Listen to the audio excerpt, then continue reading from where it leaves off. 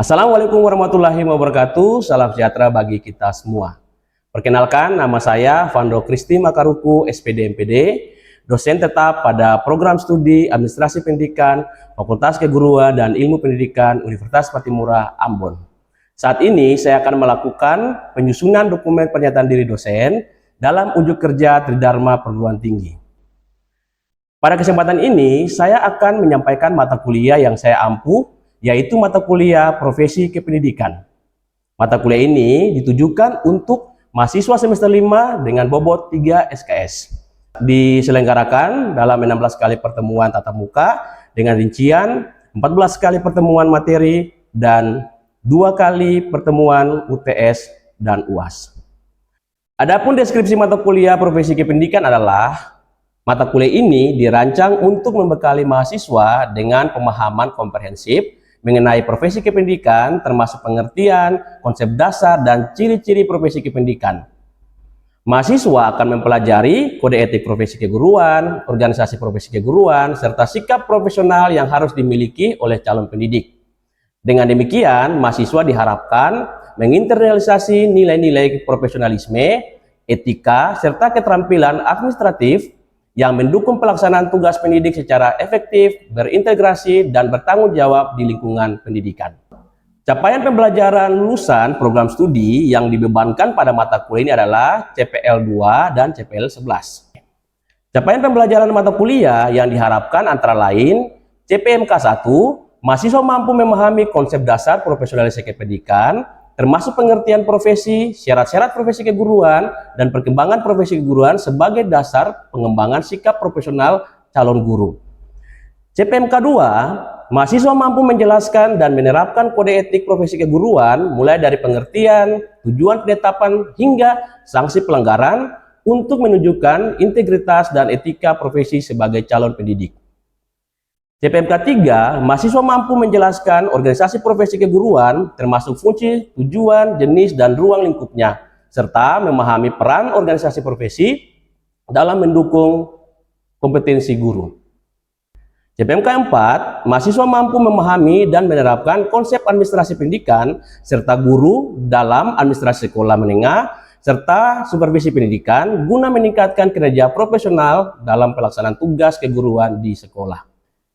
Mata kuliah ini membahas terkait pengertian dan konsep dasar profesi kependidikan, kode etik profesi keguruan, organisasi profesi keguruan, sasaran sikap profesional dan pengembangan sikap profesional, konsep bimbingan dan konseling, program bimbingan di sekolah dan peran guru dalam pelaksanaannya, administrasi pendidikan dalam profesi keguruan, peran guru dalam administrasi sekolah menengah, sistem dan struktur organisasi sekolah, serta supervisi pendidikan.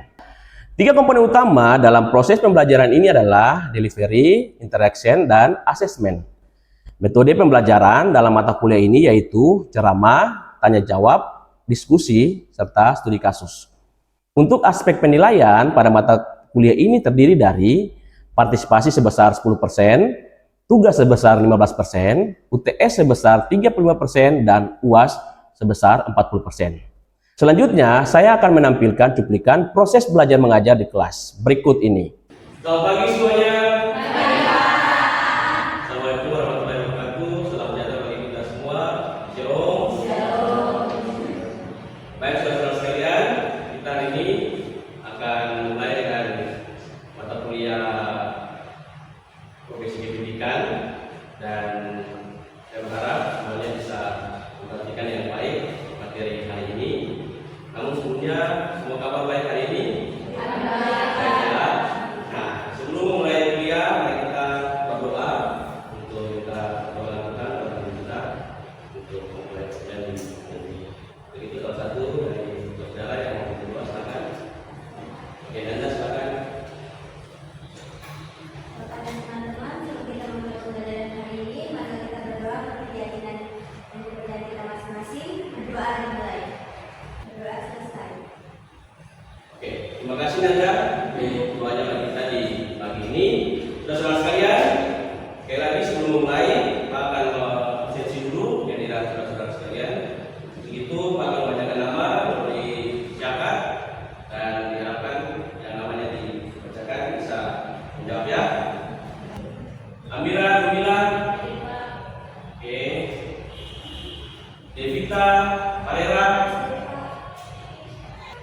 Suryani, Jumat. Ada Pak. Baik, semuanya hadir ya, hadir ya. Ada Pak. Baik, saudara sekalian, jadi saat ini kita akan memulainya dengan materi peran guru dalam administrasi sekolah merdeka. Nah, pada minggu kemarin kita sudah membahas terkait dengan administrasi kurikulum. Pak akan mencoba untuk flashback kembali materi yang disampaikan kemarin. Kira-kira di antara saudara masihkah ingat kenapa sih kita sebagai calon guru penting untuk memahami terkait dengan administrasi kurikulum? Ada yang mau menyampaikan pendapat? Oke, Lili silakan. Terima kasih untuk kesempatan Pak. Di sini saya akan menjawab.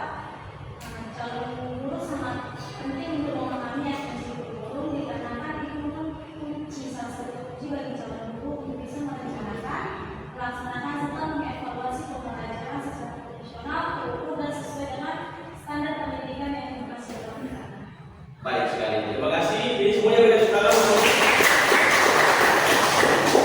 Oke, jadi saudara sekalian, melanjuti pertemuan kemarin, hari ini kita membahas terkait dengan peran guru dalam administrasi sekolah merdeka.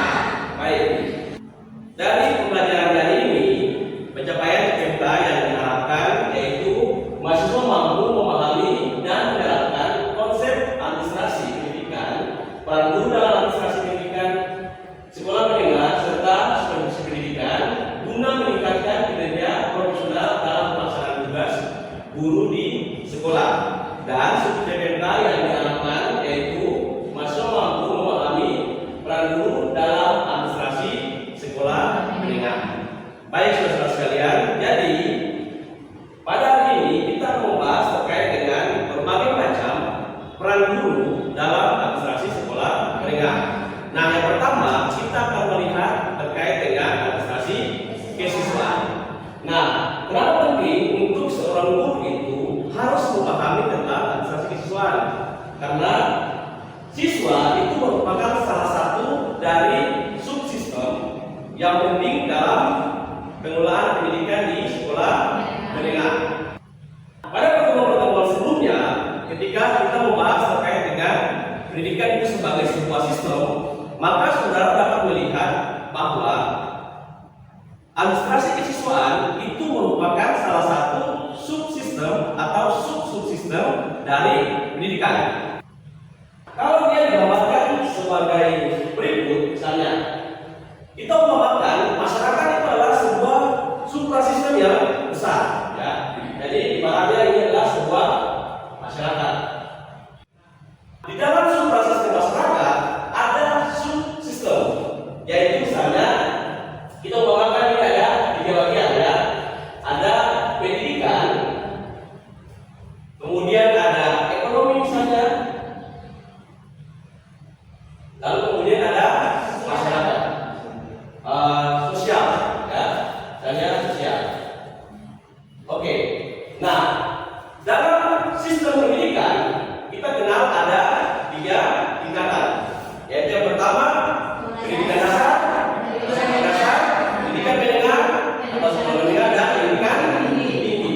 Oke, misalnya subsistem daripada pendidikan ada tiga, misalnya pendidikan dasar, pendidikan menengah, dan pendidikan tinggi. Nah, yang saat ini kita bahas adalah pendidikan menengah. Administrasi kesiswaan itu merupakan salah satu subsistem daripada pendidikan menengah, ya. Sini, dia berada pada posisi. Jadi ini ada beberapa administrasi. Salah satunya adalah administrasi kesiswaan. Nah, administrasi kesiswaan ini merupakan bagian dari pendidikan menengah. Kalau kita berbicara mengenai administrasi kesiswaan yang merupakan bagian dari sistem pendidikan, maka penting untuk dipahami oleh seorang guru atau seorang calon guru. Nah, ini penting kenapa? Karena administrasi kesiswaan ini dia dilakukan untuk mentransformasi siswa menjadi lulusan yang dikehendaki oleh tujuan pendidikan. Ya, kalau kita melihat tujuan pendidikan berdasarkan Undang-Undang Nomor 20 Tahun 2003, ya, pendidikan itu diupayakan untuk bisa mencerdaskan kehidupan bangsa berdasarkan Pancasila dan Undang-Undang Dasar 1945. Nah, dengan demikian seorang guru penting untuk memahami administrasi kesiswaan supaya dia mampu melaksanakan tugasnya terkait dengan mencerdaskan kehidupan bangsa itu, karena tujuan daripada pendidikan nasional itu. Nah, dalam tahapannya ada kegiatan-kegiatan yang harus dilakukan oleh seorang guru dalam administrasi kesiswaan. Yang pertama adalah penerimaan siswa, yang kedua ada pembinaan siswa, dan yang ketiga adalah tamat pelajar.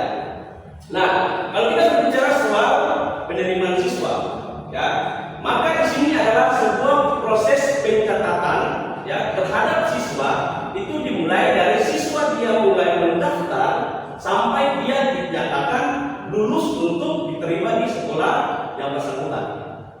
Ya, nah itulah proses yang disebut dengan penerimaan siswa. Oke, kedua adalah pembinaan. Nah, kalau kita bicara soal pembinaan siswa, maka di sini adalah sebuah proses memberikan layanan. Layanan dari siapa? Layanan dari pendidik atau guru, dan juga layanan dari tenaga kependidikan. Ya, dalam kegiatan administrasi kesiswaan yang ketiga yaitu tamat pelajar. Nah, pada kegiatan ini siswa akan dinilai proses aktivitasnya, ya, dari dia berada pada kelas 7 misalnya kalau di SMP sampai ke kelas 9, dan kalau dia berada di SMA nanti dari kelas 10 hingga berada pada kelas 11. Nah, semua aktivitas yang dilakukan oleh siswa itu dinilai apakah dia layak untuk lulus atau tamat atau tidak. Selanjutnya, bagaimana para guru dalam administrasi kesiswaan? Yang pertama berkaitan dengan penerimaan siswa. Ketika proses penerimaan siswa berlangsung, maka guru memiliki peran, bisa saja sebagai yang pertama misalnya panitia penerimaan, ya, siswa baru. Ya, nah di mana guru melakukan tugas-tugas dalam proses penerimaan. Kemudian dalam masa orientasi siswa, nah guru bisa terlibat sebagai pemateri dalam orientasi kesiswaan tadi atau orientasi siswa tersebut, yang di dalamnya adalah proses atau masa pengenalan sekolah misalnya. Kemudian guru berperan dalam pengaturan kehadiran siswa di kelas, ya, dan kemudian guru berperan dalam memotivasi siswa, dan yang terakhir adalah guru menciptakan disiplin sekolah yang baik atau yang kondusif bagi keberadaan siswa. Nah, itu adalah peran guru dalam administrasi kesiswaan. Dan ini kita akan membahas terkait dengan administrasi prasarana dan sarana. Nah, prasarana dan sarana ini berkaitan dengan semua benda yang bergerak dan tidak bergerak yang dimanfaatkan untuk proses belajar mengajar baik di kelas maupun di sekolah. Nah, kalau misalnya prasarana itu berkaitan dengan gedung atau mungkin dari komputer, gedung perpustakaan, ya. Dan kalau misalnya sarana itu berkaitan dengan semua benda yang bisa digerakkan, ya, atau yang bergerak atau bisa dipindah-pindahkan. Misalnya seperti laptop, ya, kemudian proyektor atau fokus. Nah, TV LED seperti ini itu adalah sarana yang bisa digunakan untuk aktivitas belajar mengajar di kelas.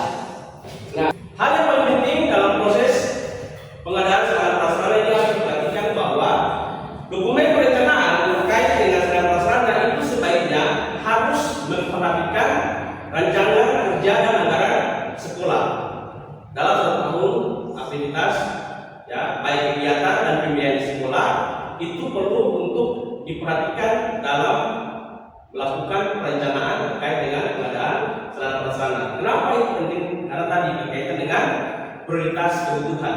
Karena yang namanya tahun anggaran itu pasti, ya, pembiayaan itu belum tentu dia bisa mengcover seluruh kebutuhan pengadaan yang ada di sekolah tersebut. Maka perlu ada prioritas yang perlu dilakukan. Oke. Bagaimana para guru dalam administrasi sarana dan prasarana pendidikan? Nah, guru berperan dalam yang pertama melakukan perencanaan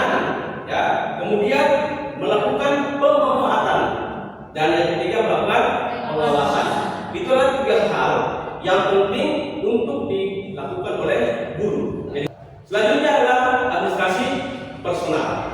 Nah, administrasi personal ini berkaitan dengan ya, semua personalia yang ada di sekolah, ya, atau sumber daya manusia yang ada di sekolah, yaitu guru, ya, tenaga kependidikan, dan tadi ya ada tenaga laboratorium, tenaga pustakawan, ya, sampai pada cleaning service dan security. Nah, administrasi personalia atau kalau hal ini guru misalnya, itu ketika dia berada pada lingkungan sekolah, itu dia melalui sebuah proses atau tahapan rekrutmen atau penerimaan guru melalui jalur ASN. Ya, kalau sekarang penerimaan guru itu melalui jalur ASN. Ada yang namanya CPNS, ya, atau yang kedua ada yang namanya P3K atau tenaga guru melalui pegawai dengan perjanjian pegawai pemerintah dengan perjanjian kerja. Nah, ini adalah dua komponen dari ASN yang berkaitan dengan proses rekrutmen guru. Nah, hal pertama yang dilakukan adalah guru itu dia di rekrutmen, ya, jadi guru melihat proses pengumuman berkaitan dengan penerimaan guru, jadi ada lowongan, ya, ada sekolah yang membutuhkan guru, kemudian melalui pemerintah disampaikan kepada masyarakat melalui informasi di websitenya atau mungkin di media sosial dan lain sebagainya. Kemudian seorang calon guru atau sarjana pendidikan dia melakukan pendaftaran. Setelah itu, setelah melakukan pendaftaran, kemudian dia mengikuti yang namanya tes. Ya, setelah sudah mengikuti tes, dinyatakan lulus, maka dia masuk sebagai calon pegawai negeri sipil. Setelah calon pegawai negeri sipil dia sudah peroleh, maka dia mengikuti yang namanya latihan dasar atau lansar, ya, pembinaan menjadi seorang pegawai negeri. Nah, setelah sudah lakukan pembinaan, maka dia dinyatakan lulus dengan diberikan SK 100%, ya, atau dinyatakan 100% siap menjadi seorang PNS guru. Nah, kemudian ditempatkan di sekolah di mana dia pertama kali mendaftar, ya, sesuai dengan formasi yang dibutuhkan. Itu adalah proses rekrutmen berkaitan dengan personalia sekolah. Dan proses rekrutmen ini juga dia berlaku terhadap tenaga kependidikan, ya, jadi tenaga pendidikan, kurang pustakawan juga dia proses rekrutmennya sama dengan yang tadi yang dilakukan atau yang dilewati oleh seorang calon guru atau guru ketika dia nyatakan lulus 100%. Kemudian ketika seorang guru itu dia sudah menjalankan tugas, maka ada tunjangan yang dia peroleh, ya, atau kesejahteraan yang dia peroleh. Tetapi bukan cuma soal kesejahteraan saja, tapi juga berkaitan dengan kepindahannya, ya, mungkin dia mau dipindahkan, entah dia naik jabatan, ya, mungkin dia sebelumnya guru kelas, ya, guru biasa, kemudian dia pindah menjadi kepala sekolah atau wakil kepala sekolah, dan dia berpindah ke sekolah yang lain. Jadi semuanya diatur dalam proses pemindahan. Nah, kemudian ada pemberhentian. Proses pemberhentian ini dia terjadi ketika guru itu bisa saja dia pensiun karena batas usianya sudah mencapai batas usia maksimal seorang ASN, tetapi juga bisa saja dia diberhentikan karena melakukan pelanggaran, ya. Nah, makanya tadi yang Pak sampaikan berkaitan dengan penggunaan proses kelulusan tadi, siswa ketika ada guru yang mungkin dia memanfaatkan itu untuk kepentingan, ya, mendapatkan keuntungan keuangan misalnya, dan dia itu dinyatakan sebagai sebuah tindakan korupsi atau penyalahgunaan wewenang, bisa jadi pidana dengan hal itu. Ketika itu terjadi, maka guru tersebut bisa diberhentikan, gitu ya. Kemudian yang terakhir adalah pensiun. Nah, proses pensiun ini terjadi ketika seorang guru atau seorang tenaga pendidikan itu dia sudah berada pada masa batas usia maksimal menjadi seorang ASN, gitu ya. Maka dia akan diberhentikan dengan status sebagai pensiunan. Selanjutnya adalah administrasi keuangan sekolah. Jadi administrasi keuangan sekolah ini dia meliputi perencanaan, penggunaan, pencatatan, pelaporan serta pertanggungjawaban dana yang dialokasikan untuk penyelenggaraan sekolah. Ya, nah tujuannya pada administrasi ini untuk mewujudkan ketertiban administrasi yang berkaitan dengan semua aktivitas keuangan sekolah itu dapat dipertanggungjawabkan. Kenapa? Yang berikut adalah administrasi hubungan sekolah dengan masyarakat. Nah, administrasi hubungan sekolah dengan masyarakat ini berkaitan dengan proses komunikasi antara sekolah dengan masyarakat. Ya, itu penting untuk dilakukan. Kenapa demikian? Karena sekolah wajib memiliki hubungan baik dengan masyarakat. Kenapa? Karena masyarakat adalah pengguna dari sekolah, gitu ya. Sehingga perlu ada komunikasi yang baik. Ya. Nah, bagaimana peran guru dalam hubungan sekolah dengan masyarakat? Jadi peran guru dalam hubungan sekolah dengan masyarakat itu ada 3. Yang pertama, membantu sekolah dalam melaksanakan teknik-teknik usia masa hubungan sekolah dengan masyarakat. Yang kedua, membuat dirinya lebih baik dalam masyarakat. Jadi guru harus menciptakan komunikasi yang baik dengan masyarakat sehingga masyarakat akan memandang positif aktivitas atau semua hal yang dilakukan oleh guru. Kemudian dalam melaksanakan semua itu, guru harus melaksanakan apa yang disebut dengan kode etik keguruan, ya, atau kode etik profesi keguruan. Nah, yang terakhir adalah administrasi layanan khusus. Nah, administrasi layanan khusus ini merupakan usaha yang dilakukan secara langsung, ya, oleh sekolah atau guru dalam proses belajar mengajar, ya, baik di kelas, tetapi juga secara khusus, ya, itu diberikan kepada siswa dalam lingkungan sekolah. Misalnya, saudara sekalian, itu adalah beberapa materi berkaitan dengan peran guru dalam administrasi sekolah dengan. Selanjutnya kita akan ada dalam diskusi kelompok berkaitan dengan penyelesaian studi kasus yang Pak akan berikan. Nanti studi kasusnya Pak sudah kirim di WA grup mata kuliah, ya. Nanti setelah ini kita bagi ke dalam 2 kelompok dan saudara diminta untuk mengerjakan studi kasus tersebut. Oke, kita akan berhitung 1 sampai 2, dimulai dari diri, silakan. Kelompok 1 di bagian kanan saya, kelompok 2 di bagian kiri, silakan. Dalam kelompok ini saudara mengerjakan studi kasus. Untuk kelompok 1, studi kasusnya berkaitan dengan administrasi kesiswaan, dan kelompok 2 studi kasusnya berkaitan dengan administrasi sarana dan prasarana. Terhadap kedua studi kasus ini, saudara diberikan waktu 10 menit untuk berdiskusi, dan selanjutnya ada masing-masing kelompok 2 pertanyaan yang harus diselesaikan, ya, yang harus disampaikan untuk diskusi di saat ini. Silakan, waktunya diberikan 10 menit. Oke, saudara-saudara, waktu sudah selesai. Silakan dari kelompok 1 dan kelompok 2 perwakilannya. Oke, kita mulai dari kelompok 1, ya. Oke, kelompok 1 silakan untuk membacakan hasil diskusinya. Ya, di dalam sendiri. Oke, baik. Ini saya akan jawab pertanyaan dari studi kasus yang kelompok didapatkan dari administrasi kesiswaan. Yang dimana pertanyaannya itu, apa saja langkah administrasi kesiswaan yang seharusnya dilakukan untuk mendukung keteraturan kehadiran dan disiplin siswa. Oke, untuk langkah yang pertama itu adanya pencatatan kehadiran kesiswaan yang rapi dan teratur. Lalu adanya monitoring dan analisis data kehadiran, pembuatan laporan, pemberian teguran dan peringatan, serta komunikasi dengan orang tua. Dan ada juga yang terakhir dokumentasi untuk melakukan laporan tersebut. Lalu pertanyaan yang kedua, bagaimana peran guru dalam menciptakan tata tertib sekolah dan membina disiplin siswa secara efektif? Peran guru yang dibutuhkan itu seperti guru harus teladan, lalu adanya mensosialisasikan tata tertib, menegakkan aturan, serta memberikan pembinaan dan mengadakan serta bekerja sama dalam hal itulah untuk melakukan peran-peran guru tersebut. Oke, berikan tepuk tangan buat kelompok 1.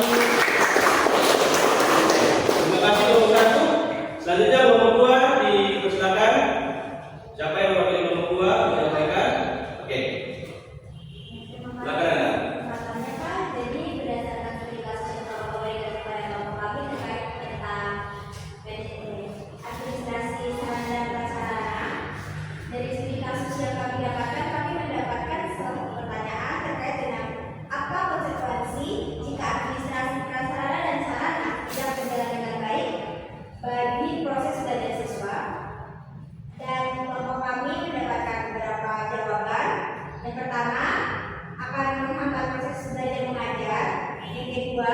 menurunnya minat dan motivasi siswa. Yang ketiga, meningkatnya ketidakhadiran siswa. Yang keempat, membahayakan keselamatan. Yang kelima, menurunkan reputasi sekolah. Dan yang terakhir, menghambat perkembangan kompetensi abad ke-21. Oke, terima kasih kelompok 2 semuanya untuk tahu kelompok 2. Oke, baik saudara sekalian.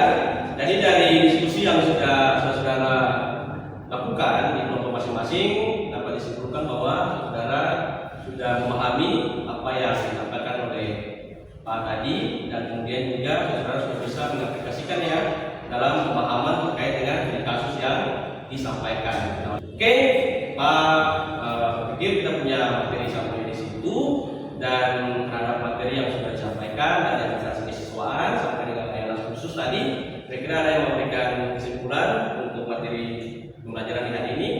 Oh, silakan. Emma, silakan. Baik, dari materi yang diberikan kepada kami di hari ini, saya menarik kesimpulan bahwa pemahaman yang baik tentang administrasi kurikulum, kesiswaan, personalia, hubungan masyarakat, sekolah dengan masyarakat sangat penting bagi guru karena aspek ini saling mendukung terciptanya proses belajar mengajar yang efektif, efisien, dan juga produktif. Oke, luar biasa.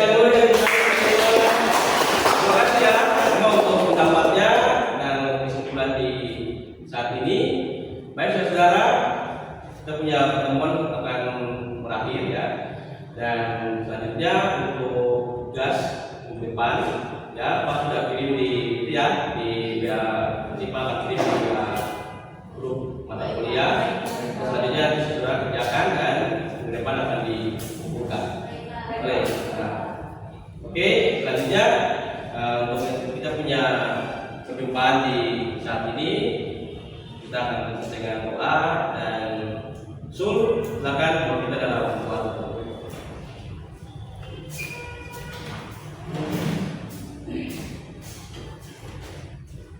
Baik, memang sebelum mengakhiri kuliah hari ini, mari kita berdoa menurut agama dan kepercayaan kita masing-masing. Berdoa mulai. Berdoa selesai. Oke, terima kasih Sul untuk doanya. Oke, saudara sekalian, demikian kita punya perjumpaan di hari ini. Sampai ketemu di pertemuan selanjutnya minggu depan dan seperti saudara sekalian. Selamat pagi. Terima kasih telah menyaksikan video pembelajaran pada mata kuliah Profesi Kependidikan. Assalamualaikum warahmatullahi wabarakatuh. Salam sejahtera bagi kita semua.